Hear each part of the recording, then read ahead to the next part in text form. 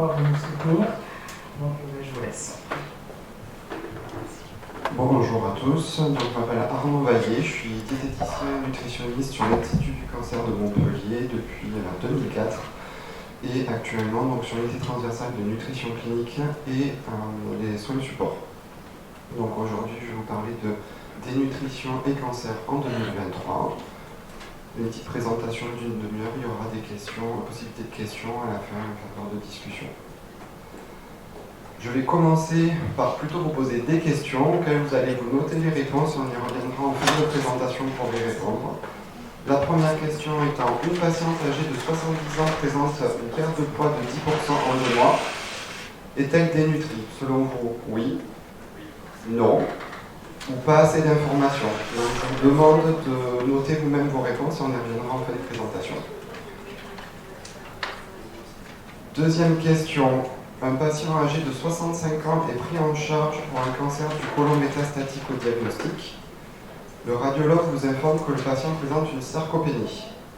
Premièrement, vous répondez que le radiologue raconte n'importe quoi.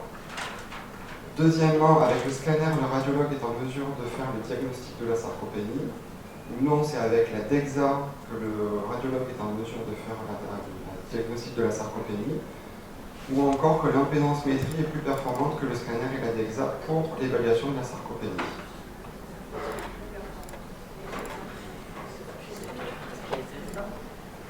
Question 3. Quelle est la principale raison de la perte de poids involontaire dans le cancer? On a une seule réponse. Est-ce que pour vous c'est la douleur, la fièvre, l'obstacle tumoral, la dépression, les effets secondaires des traitements, le type de cancer, la réduction des ingestables, donc les quantités alimentaires qui diminuent, toutes ces raisons ou aucune?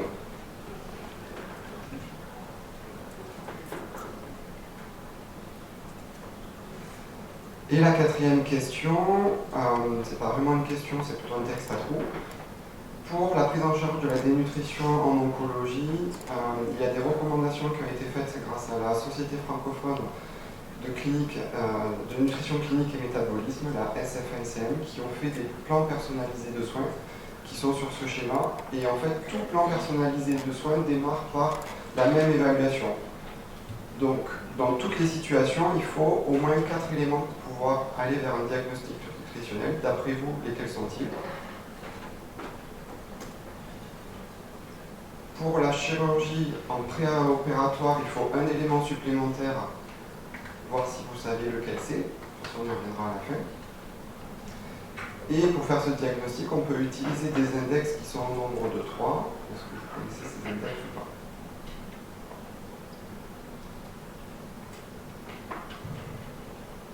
Donc, si on doit faire une définition de la dénutrition, qu'est-ce qu'on pourrait donner comme définition? C'est l'état du corps qu'on peut observer lorsqu'il y a un déséquilibre nutritionnel, notamment un déficit de macronutriments pour couvrir les besoins caloriques du corps. Et moi, j'aurais envie de rajouter à cette définition officielle le fait que ce soit de façon involontaire, ce déficit. Quelle est la prévalence de la dénutrition au niveau de l'oncologie? Là, c'est une étude qu'on avait publiée il y a quelques années, en 2017, sur des patients de l'ICM. On avait repris tous les patients qu'on avait vus entre 2010 et 2012, et on s'aperçoit que sur le tableau A, que les patients soient métastatiques ou non, donc une maladie évoluée ou non, on a une très forte prévalence de la dénutrition avec plus de 70% de patients dénutris. Et précachectique, c'est à risque de dénutrition, donc moi je vais englober les deux quand je vais dire à dénutri. Alors que si on prend les patients, si on les classe par l'âge avec le tableau B, on va se rendre compte qu'on a déjà une de forte prévalence de la dénutrition dans les deux groupes, mais les patients âgés de plus de 70 ans ont 84% de la dénutrition ou le risque de nutritionnel. Si on le regarde par rapport à l'état général des patients, donc c'est sur le tableau C, où on a l'état général qui est classé selon le grade OMS, on s'aperçoit que pour des personnes qui passent plus de 50% de leur temps assis ou allongés, c'est le grade OMS 3 ou 3-4. on a une prévalence de la dénutrition qui peut aller jusqu'à 94%. Donc la prévalence de la dénutrition a tendance à augmenter avec la dégradation de l'état général du patient. Et si on regarde le même diagramme sur la présence de la dénutrition par rapport à l'IMC, on pourrait se dire que c'est les patients avec les IMC les plus faibles qui ont le plus de dénutrition, et effectivement c'est le cas. Et souvent on a tendance à se dire oh, ben, il est obèse, il a des réserves, c'est pas grave, il n'y a pas de dénutrition, mais en fait on se rend compte qu'il y a quand même, si on prend le risque de dénutrition et la dénutrition, on a 60% de patients qui sont dans ce cas-là, même en situation d'obésité, avec un IMC supérieur ou égal à 30. Donc c'est important de dépister vraiment tous les patients.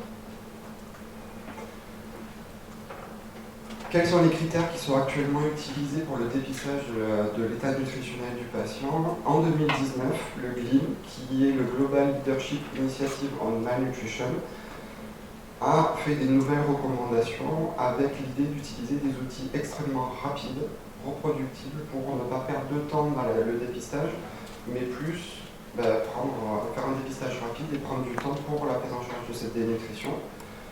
Pour ce faire, il faut deux critères. Un critère phénotypique et un critère étiologique. Les critères phénotypiques étant la perte de poids, ou l'IMC, ou la mesure de la masse maigre. Les critères étiologiques étant la réduction des ingestats ou la présence d'une maladie inflammatoire, qu'elle soit chronique ou aiguë. Donc comme je vous le disais, pour faire un diagnostic, il faut un critère phénotypique plus un critère étiologique. Un des deux ne suffit pas, il faut vraiment l'association des deux. Si on rentre un peu plus dans le détail, au niveau des critères phénotypiques avec la perte de poids, c'est une perte de poids supérieure à 5% dans les 6 mois ou une perte de poids de plus de 10% au-delà de 6 mois. Donc le poids habituel, s'il date d'1 an, on doit pouvoir dire attention, il y a un risque nutritionnel s'il est supérieur à 10% et s'il est associé à un critère étiologique. Au niveau de l'IMC, il y a une différence entre l'Asie et le reste de la population. Je vais aller sur la première partie. Donc pour les adultes de moins de 70 ans, c'est un IMC inférieur à 20 kg par mètre carré. Et pour les adultes de 70 ans et plus, c'est un IMC supérieur à 22 kg par mètre carré. Sur le dernier critère phénotypique, c'est la réduction de masse maigre qui doit être fait selon des méthodes reconnues et avec des seuils qui ont été publiés pour dire attention, ce seuil, on est sur des seuils de masse maigre faibles. Au niveau des critères étiologiques, donc on parlait de réduction des ingestats. On peut dire qu'il y a une dénutrition si le patient a une réduction des ingestats supérieure de 50% au-delà d'une semaine ou toute réduction des ingestats au-delà de 2 semaines. Et le deuxième critère étiologique, c'est, comme je disais tout à l'heure, une maladie inflammatoire aiguë ou chronique.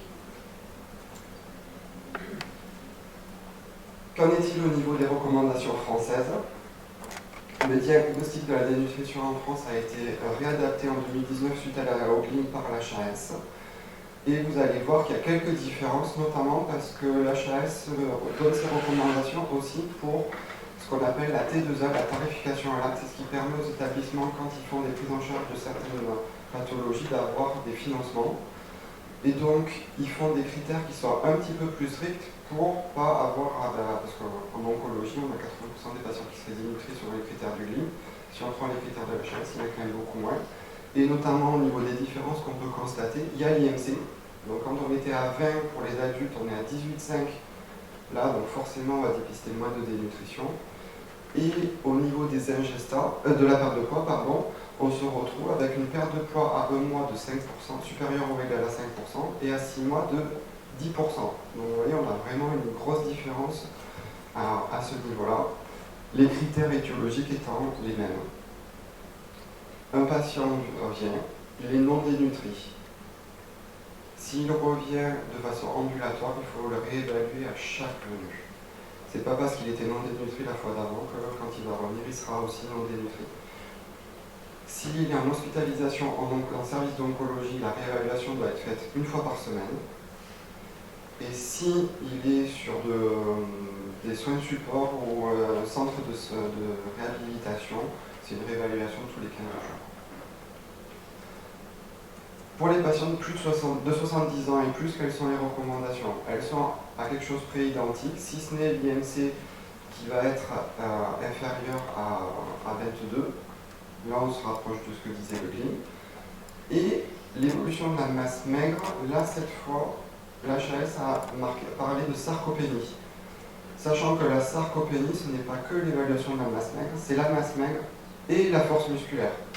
S'il n'y a pas une évaluation de la force musculaire, on ne peut pas parler de sarcopénie, on va parler de raréfaction musculaire.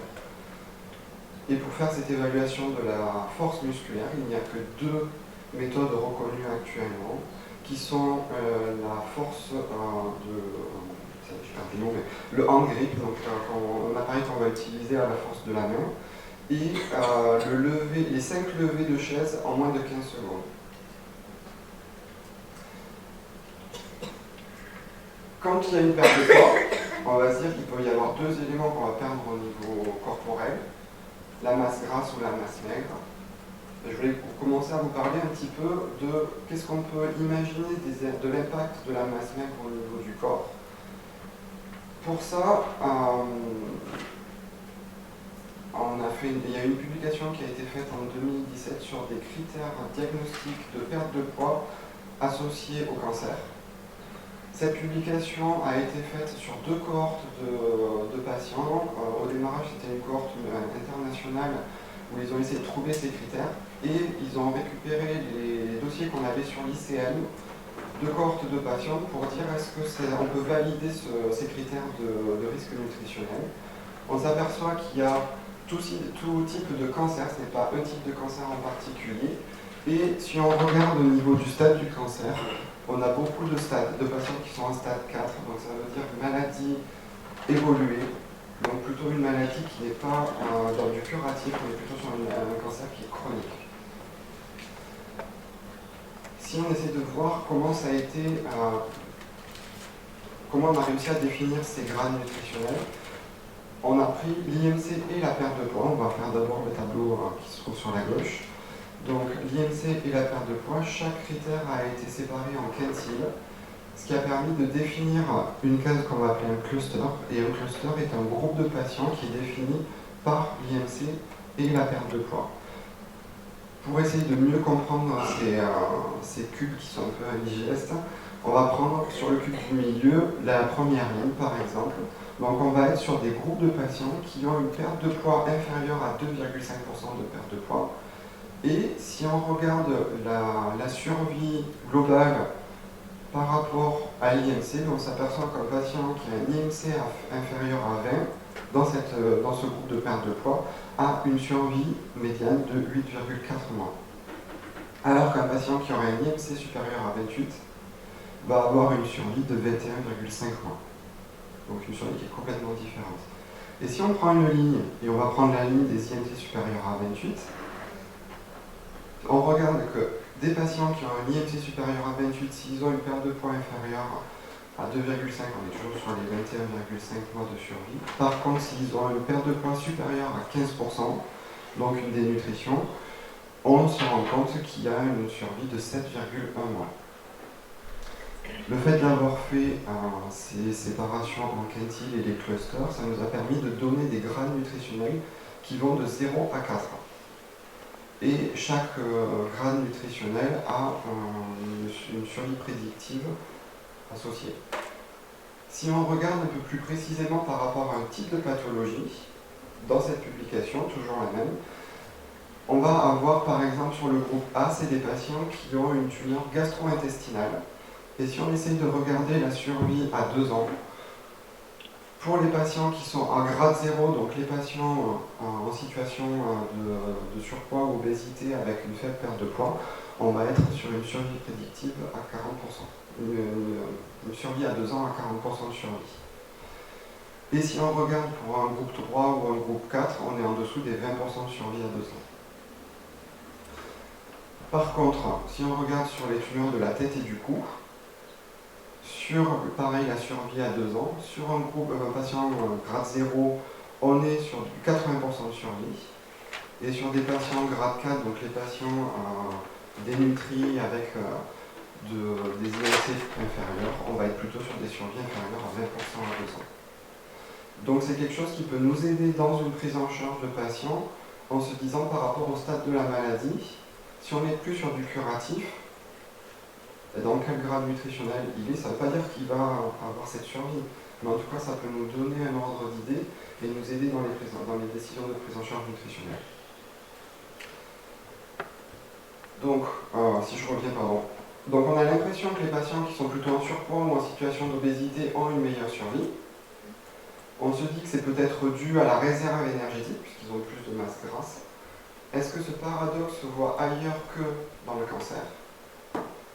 Des publications nous tendraient à dire que oui, puisque une méta-analyse de 40 études qui représentent plus de 250 000 patients ayant eu une maladie coronarienne diagnostiquée ont eu un suivi de 3,8 ans après ce diagnostic. Et on s'aperçoit que pour des patients qui ont un poids dit normalisé, on va dire qu'il y a un risque relatif de décès qui a été mis à 1. Et donc, dès qu'on augmente, pour les patients qui ont un poids inférieur à un poids dit normal, on augmente le risque de décès relatif qui va jusqu'à multiplier par 1,6. Par contre, les patients qui sont en surpoids ou en obésité auraient, eux, un risque relatif de décès inférieur à un poids normal. Par contre, on s'aperçoit que pour l'obésité sévère, ça aurait tendance à revenir sur un poids normal, donc c'est peut-être dû aux comorbidités associées à ce moment-là. On a un peu la même chose pour les patients suivis pour une fracture de hanche, que ce soit chez l'homme ou chez la femme.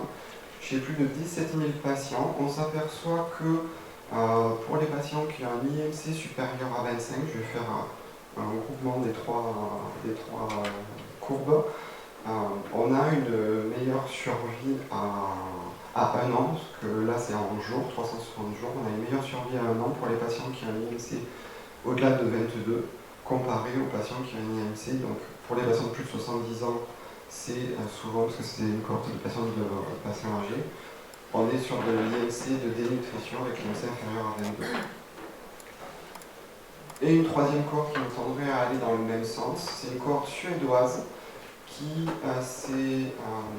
allait vers une survie à 2 ans chez des patients qui avaient besoin de soins à domicile, des patients âgés de 65 ans et plus. Ça représentait un suivi de plus de 47 000 patients. Et on s'aperçoit qu'on a un peu les mêmes résultats avec une meilleure survie à 2 ans des patients qui sont en situation de surpoids ou d'obésité, comparé aux patients qui sont dits avec un poids normal. Et de la même façon, la courbe rose-violette représente les patients en situation d'obésité sévère. On aurait tendance à avoir une petite diminution par rapport à un patient simplement en surpoids. Qu'en est-il de l'influence de la masse maigre sur l'état nutritionnel, donc du muscle? Je reviens sur l'idée de la sarcopénie, donc comme c'est quelque chose d'assez récent et de nouveau, la sarcopénie c'est vraiment l'évaluation de la masse maigre et de la force musculaire. L'évaluation seule de la masse maigre ne permet pas de définir l'état de sarcopénie. Ce sont des tests qui ne sont pas forcément évidents à demander ou à avoir. Dans un établissement de santé, c'est facile. Quand on est à domicile, on ne va pas avoir un scanner ou un DEXA sous la main et on n'a pas forcément le temps de faire soit le handgrip, soit le lever de chaise. Du coup, pour essayer de se dire est-ce que je vais faire ça, il y a ce questionnaire qui existe, qui s'appelle le score de SACR-F.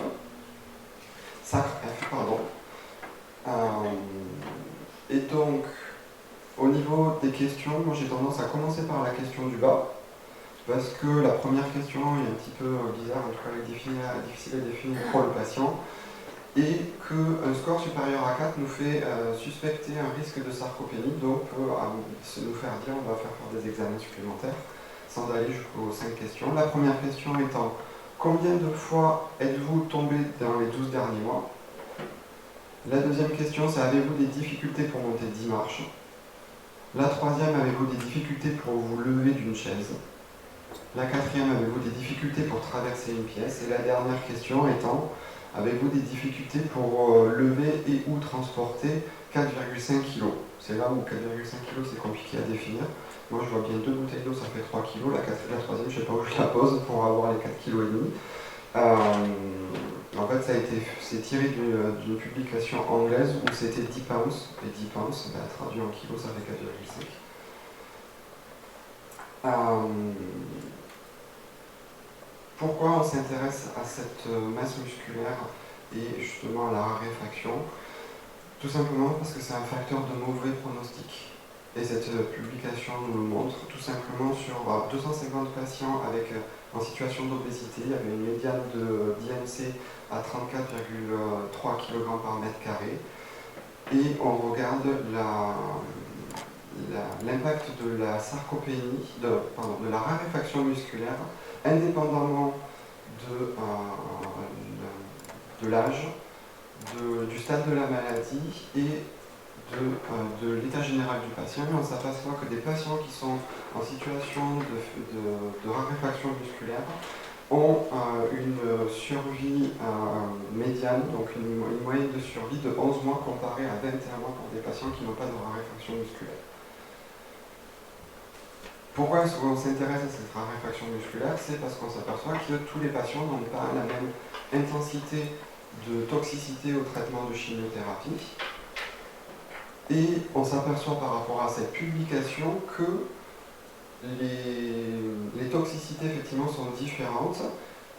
Et quand on reprend des analyses, des études qui essayent de voir l'efficacité des chimiothérapies et où forcément ils notent les toxicités des traitements et qu'on voit en rétrospectif, qu'on analyse les masses musculaires des patients sur les scanners, on s'aperçoit que les patients qui ont le plus de toxicité, là on voit c'est des réductions de doses qui sont supérieures à 20% ou des arrêts de chimiothérapie précoce dus aux toxicités.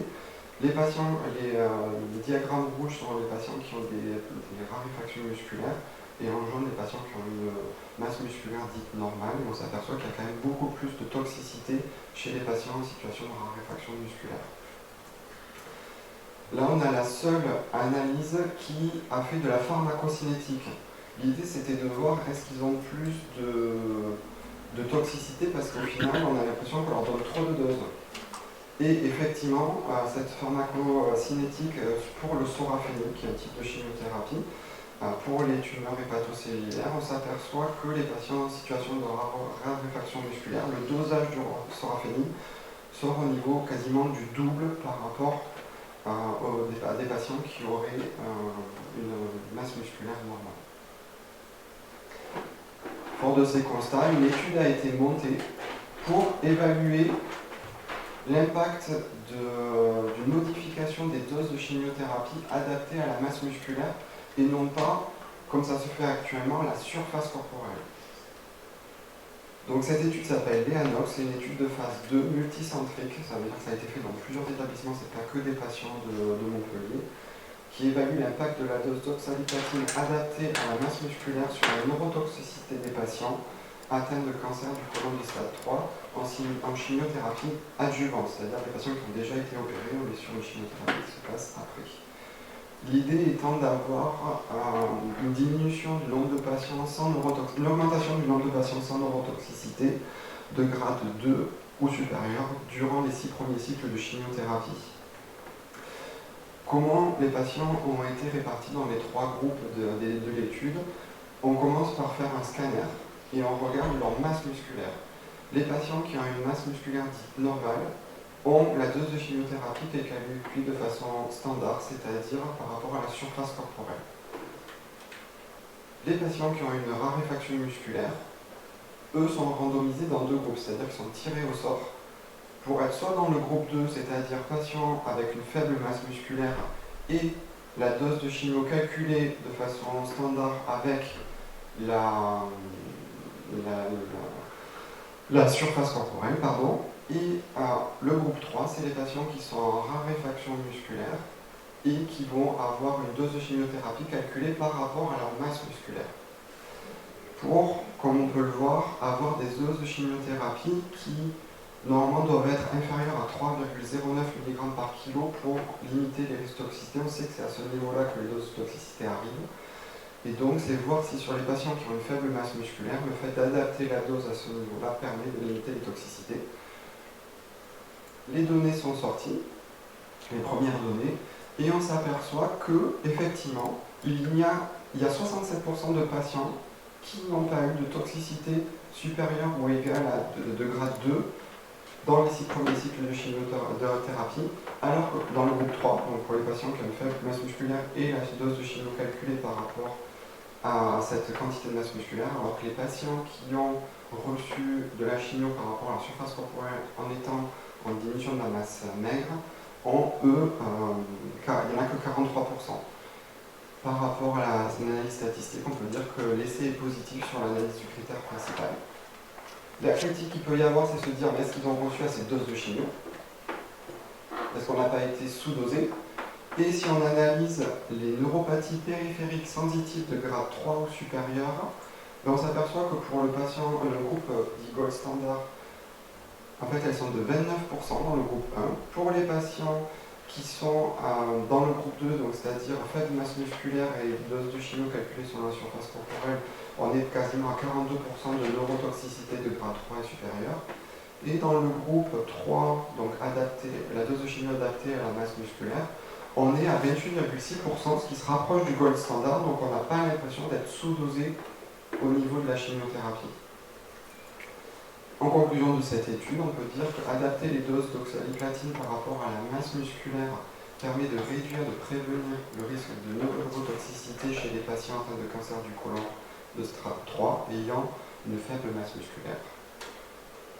Cette démarche doit être poursuivie et pourrait concerner d'autres indications de traitement par oxaliplatine ou d'autres populations cibles, notamment les personnes âgées et ou d'autres thérapies. L'analyse des critères secondaires de tolérance, de compliance et de qualité de vie permettra de mieux appréhender l'effet de l'adaptation de dose d'oxaliplatine par rapport à la masse musculaire. Et ce résultat est aussi à valider vis-à-vis des critères secondaires qui sont d'efficacité, qui sont la survie globale et la survie sans récidive. L'étude a été terminée récemment, donc c'est encore en cours d'étude, on n'a pas encore ces résultats pour le moment. Au niveau des critères de dénutrition, on a aussi du coup, comme on disait tout à l'heure, les ingestats. Faut-il vraiment faire une enquête alimentaire? Selon le GLIM, les recommandations, la réduction des ingestats est un facteur prédictif important de dénutrition et c'est la première fois que ça a été noté tel quel dans des recommandations internationales. On ne demande pas de faire une enquête et de voir qu'il manque des calories, c'est évaluer la réduction des ingestats. Et pour le faire de façon simple et rapide, parce qu'à part des diètes, il n'y a pas grand monde qui sait faire une enquête alimentaire et c'est normal, il existe l'échelle visuelle et verbale analogique des ingestats. Cette échelle, elle peut être soit faite à l'oral, soit avec une petite réglette. Personnellement, sur l'ICM, on n'a aucune réglette, on le fait toujours à l'oral. Et de temps en temps, on doit le dessiner sur un bout de papier, parce qu'il n'y a que 5% des patients qu'on voit qui ont besoin de le voir en visuel. 95%, ça marche très bien en verbal. Et la question, c'est, si on considère que quand vous mangez normalement, vous étiez en bonne santé, que vous aviez une alimentation à 10 sur 10, actuellement, sur une échelle qui va de 0 à 10, et si je dis que 0, c'est je ne mange rien du tout, et 10 sur 10, je mange comme d'habitude, où en êtes-vous?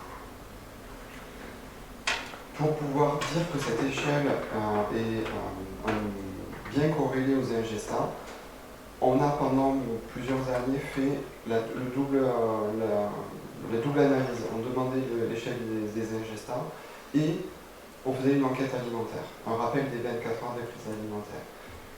Ça a représenté plus de 4362 patients, soit 11 000 visites.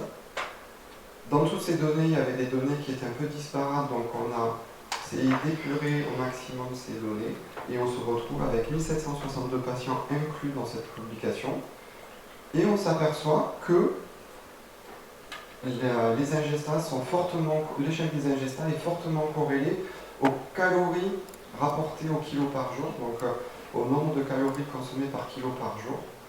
On voit que c'est très bien corrélé sur la courbe. Avec des patients qui ont, par exemple, un EVA des ingestats à 1 sur 10, on est sur des apports caloriques de moins de 10 kilocalories par kilo par jour. Alors que des patients qui sont à 10 sur 10 ont des moyennes de calories qui sont aux alentours des 30 kilocalories par kilo par jour. En dessous de 25 kilocalories par kilo par jour, on sait que le patient n'est pas en capacité d'assurer un maintien de l'état nutritionnel et ça correspond à un EVA des ingestats inférieur à 7. inférieur ou égal à 7, pardon. Donc ça veut dire que pour les patients qui ont un EV, quand vous leur faites le BA des ingestats, si on a un EVA des ingestats inférieur ou égal à 7, on est déjà sur un risque nutritionnel. Et ça, vous posez la question, ça vous prend 30 secondes, il n'y a pas besoin de faire une enquête alimentaire, c'est très rapide. En conclusion de cette présentation, on peut dire que l'évaluation du statut nutritionnel est complexe. On le voit parce qu'il y a l'influence de la masse grasse, de la masse maigre, mais il y a des outils assez rapides, on n'est pas obligé de se lancer sur des analyses très complexes. Il y a forcément une influence et une relation haute-tumeur qui rend les choses encore un peu plus complexes. Et on s'aperçoit notamment que les métabolismes, parfois de la tumeur principale et des métastases peuvent être différents, donc ça rajoute de la complexité. Et les traitements avec les effets secondaires qui peuvent, suivant les effets secondaires, rajouter une complexité dans la prise en charge de la dénutrition. Si on essaie de prendre un petit peu de recul sur ce qu'on vit actuellement, les recommandations actuelles, on s'aperçoit aussi que tout évolue, et notamment l'espérance de vie. Et en 1950, quelqu'un de 85 ans n'avait pas la même espérance de vie qu'en 2022. Donc tout ça doit être pris en ligne de compte quand on fait une prise en charge nutritionnelle.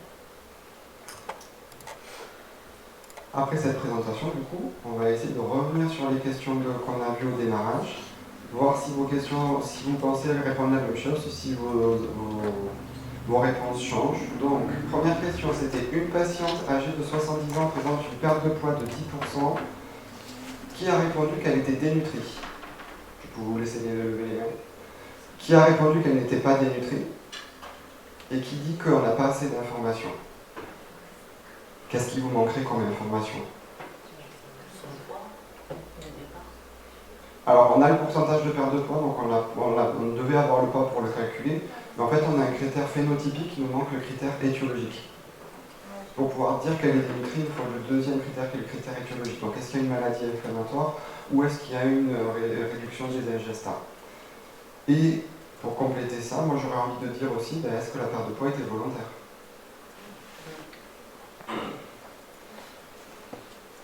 Deuxième question. Un patient âgé de 65 ans est pris en charge pour un cancer du côlon métastatique au diagnostic. Le radiologue vous informe que le patient présente une sarcopénie. Qui a répondu que le radiologue raconte n'importe quoi? Qui dirait qu'il peut le faire le diagnostic de la sarcopénie parce qu'il a vu sur le scanner?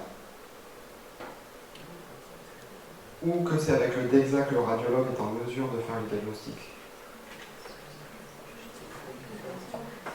Ou encore que l'impédance-métrie est plus performante que le scanner et la DEXA pour la mesure de la sarcopénie. La bonne réponse était le radiologue raconte n'importe quoi. Parce qu'il n'a pas le temps et il ne fait pas la mesure de la force musculaire. Donc il peut dire que le patient est en raréfaction musculaire ou qu'il a un déficit musculaire, mais il ne peut pas dire qu'il a une sarcopénie. Il est resté sur les anciennes définitions. La DEXA, c'est quoi? La DEXA, c'est un peu comme la scintigraphie. Ah, voilà, c'est une méthode comme la scintigraphie, mais qui peut mesurer la composition corporelle. C'est le même appareil, sauf que c'est le logiciel qui diffère. La question 3. Quelle est la principale raison de la perte de poids involontaire dans le cancer? Qui répondrait que c'est la douleur? Qui dirait que c'est la fièvre? L'obstacle tumoral? La dépression? Les effets secondaires des traitements? Le type de cancer? La réduction des ingestats? Il n'y a pas grand monde qui répond pour le moment, j'ai pas vu beaucoup de monde lever. Qui dirait que c'est tout ça? Ou aucun. Donc là, l'idée, c'était vraiment la principale raison. Tout c'était un petit peu le piège. Et la principale raison, c'est la réduction des ingestats. Une perte de poids involontaire, c'est toujours une réduction des ingestats, qui peut être causée par tout ce qui est noté au-dessus. Par de la douleur, de la fièvre, un obstacle tumoral, une dépression, les effets secondaires des traitements, ou le type de cancer. Le tumeur du pancréas, souvent, il y a une diminution des ingestats. La dernière, donc c'est plutôt un test à trous. Si on va directement sur les réponses, donc ce qu'il nous faut évaluer en systématique sur un patient en oncologie, il faut avoir le poids, calculer la perte de poids, donc avoir une évolution du poids dans le temps, calculer l'IMC et demander le VAD d'ingestion. En chirurgie préopératoire, c'est doser l'albumine. C'est doser l'albumine, c'est ce qui va nous permettre de compléter le bilan nutritionnel préopératoire. Et si on utilise des index, il existe le PSGA, le SGA et le MNA qui sont reconnus comme étant des outils du diagnostic de l'état nutritionnel. Merci de votre attention.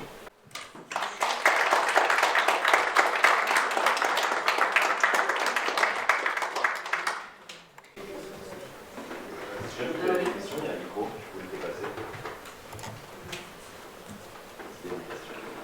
Est-ce qu'il y a des questions?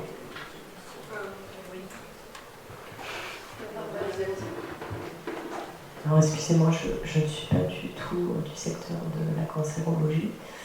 Ma question c'est au niveau des nutritionnistes tels que votre profil, est-ce qu'on les trouve en cabinet de ville avec une définition et le fait de les trouver facilement avec la spécialité de l'accompagnement diète et nutritionnel spécialisé en oncologie?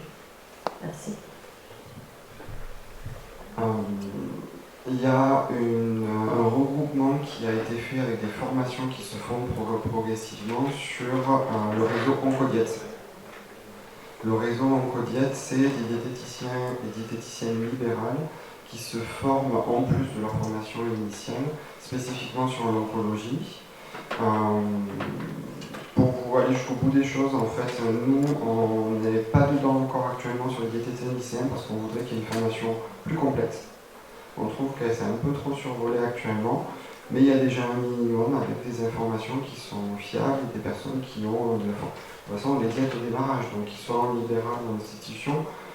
Mais voilà, on va dire qu'il y a un démarrage, il y a une première formation qui est faite une fois par an avec des revues de connaissances une fois par an pour former les personnes, les diététiciens et diététiciennes libérales à faire ces prises en charge en libéral.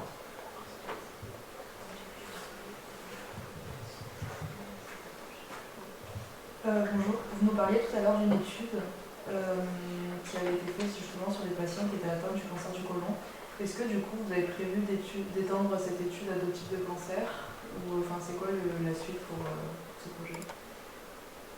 J'ai pas fait partie de l'étude, donc j'ai récupéré les données qu'on a pu me donner, parce que je savais qu'elle avait eu lieu, donc je sais que déjà ils vont essayer de voir par rapport à la survie et le risque relatif de récidive, donc ils veulent déjà s'assurer qu'on est dans les mêmes conditions que des patients qui ont la dose calculée de façon standard, avant de se lancer dans d'autres études. Donc voilà. Il y a les premières publications qui sont faites, c'est des résultats qui datent de fin d'année dernière, donc c'est vraiment assez récent comme publication. Ça fait plusieurs fois qu'ils le présentent dans différents congrès spécialisés en oncologie, et notamment sur le congrès international qui se passe toujours aux États-Unis. Voilà. Donc on montre, c'est la seule étude internationale qui s'est faite de cette façon. Du coup, ça va peut-être lancer d'autres études, mais actuellement, à ma connaissance, c'est la seule, il n'y en a pas d'autres lancées pour le moment. Merci beaucoup. Oui, d'autres questions? Alors moi j'en ai une, c'est donc par rapport aux critères de nutrition. Donc on avait celui du GLIM et celui du HAS. On a vu qu'avec le GLIM on était à 85%. Est-ce qu'en général vous recommandez plutôt le HAS ou le GLIM?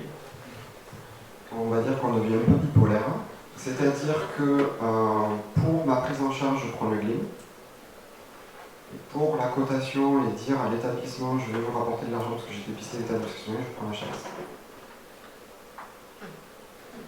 Donc c'est là où après c'est double fonction. Pour ma prise en charge, en tout cas, je vais faire avec plutôt le GLIM en me disant ce patient il est considéré comme dénutri, tant pis ça ne me rapporte pas des sous, en tout cas je vais faire une prise en charge de dénutrition. Parce que pour moi, dans les critères, il y a une dénutrition actuellement. Après, c'est là où l'expérience nous aide aussi, c'est-à-dire que si c'est l'IMC qui me dit qu'il est dénutri, alors qu'en fait il a un poids égal ou supérieur à son poids habituel, je veux dire il est peut-être plus à risque de dénutrition, il n'est peut-être pas dénutri. S'il y a une maladie, moi je suis en oncologie, j'ai forcément des patients qui ont une maladie chronique ou inflammatoire, Donc j'ai toujours le critère étiologique. Donc je me concentre plus sur le contraire, le critère phénotypique. Mais voilà, du coup c'est le GLIM qu'on va plutôt favoriser pour nos prises en charge. Après, la façon dont ça va ramener le financement pour notre présence aussi sur l'établissement, c'est la HAS avec la T2A. Mais c'est encore quelque chose de différent. Justement, par rapport à votre prise en charge, est-ce qu'il y a des choses, quand vous travaillez avec des personnes atteintes de cancer, qui se différencient par rapport à la prise en charge des nutritions classiques? Le travail encore en oncologie, je vais avoir du mal à vous répondre. Ce qui aide avant, c'est qu'il y avait beaucoup de recommandations sur le cancer, mais hors cancer, les recommandations étaient un petit peu plus floues. Là, on a vraiment quelque chose qui est pour tout type de patient, c'est-à-dire du moment où on a une maladie aiguë ou chronique avec un impact, une inflammation pour le patient, on sait qu'il va y avoir une maladie qui a plus d'hypercatabolisme, donc un risque nutritionnel. Donc c'est là où on peut avoir un dépistage de la dénutrition qui est vraiment pour tout type de patient. Et la prise en charge nutritionnelle, après, c'est là où il faut l'adapter par rapport à la situation de chaque patient, de chaque pathologie. Il y a des pathologies où la perte de poids elle est recherchée. Donc c'est là où, si on recherche une perte de poids, c'est pour ça que j'ai mis cette slide, c'est aller vers l'activité physique adaptée, pousser le patient à maintenir une activité physique adaptée pour que cette perte de poids se fasse plus sur la masse grasse que sur la masse maigre. Sans activité physique adaptée, la perte de poids, on perd autant de muscle que de graisse.